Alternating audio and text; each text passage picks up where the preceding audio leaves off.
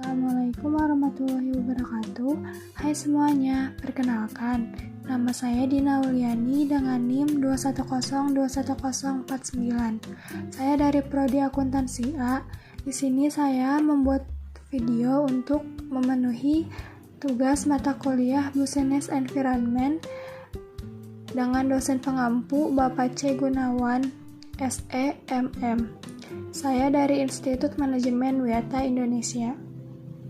Pada kesempatan kali ini ada 3 poin yang akan saya bahas. Yang pertama ada pengertian, komponen-komponen, dan sikap pebisnis. Dalam memahami bisnis, perlu adanya pemahaman yang mendalam tentang seluk-beluknya.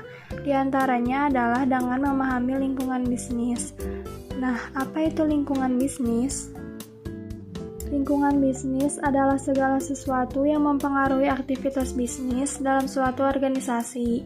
Artinya, segala aspek dan faktor, baik internal maupun eksternal, yang mempengaruhi kemajuan dan kemunduran secara kuantitatif maupun kualitatif sebuah bisnis dalam suatu organisasi yang tersistematis bisa dikatakan sebagai lingkungan bisnis. Komponen-komponen lingkungan bisnis. Lingkungan bisnis sebenarnya dapat diklasifikasikan menjadi 2 lingkungan, yaitu lingkungan internal dan lingkungan eksternal. Lingkungan internal lebih kepada elemen-elemen di dalam perusahaan tersebut, sedangkan lingkungan eksternal lebih kepada berbagai elemen di luar perusahaan. Dalam komponen internal lingkungan bisnis, yang pertama ada 1. Man atau tenaga kerja, yang kedua money atau modal, ketiga material yaitu bahan baku, yang ketiga ada mesin atau perlengkapan peralatan produksi, yang kelima ada metode atau cara kerja. Selanjutnya ada komponen eksternal lingkungan bisnis.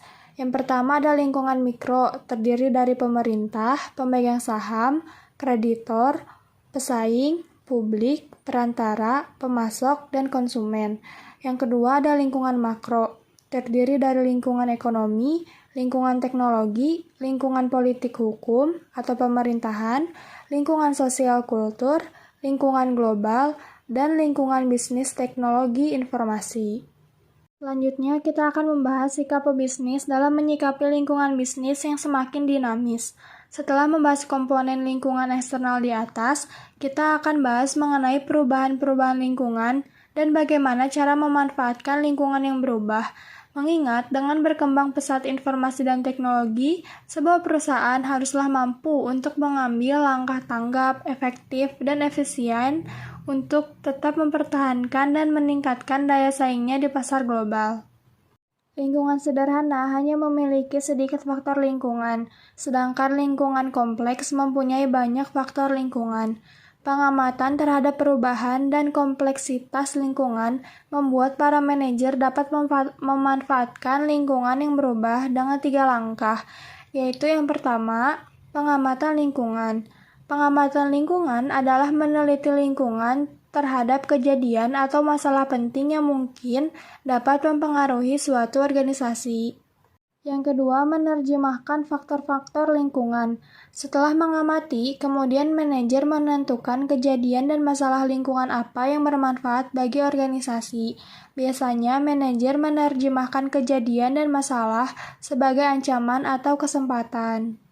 Yang terakhir yaitu menghadapi ancaman dan kesempatan. Setelah pengamatan dan menerjemahkan sebagai ancaman dan kesempatan, maka manajer melakukan suatu peta keterkaitan, merangkum hubungan yang didasari antar faktor-faktor lingkungan, dan kemudian tindakan organisasi. Dari berbagai informasi yang dirangkum tersebut, maka manajer dapat mengambil tindakan untuk mengurangi dampak dari ancaman dan menggunakan kesempatan untuk meningkatkan keuntungan. Sekian yang dapat saya sampaikan, semoga dapat dipahami. Terima kasih telah menonton video ini. Sampai bertemu kembali. Wassalamualaikum warahmatullahi wabarakatuh.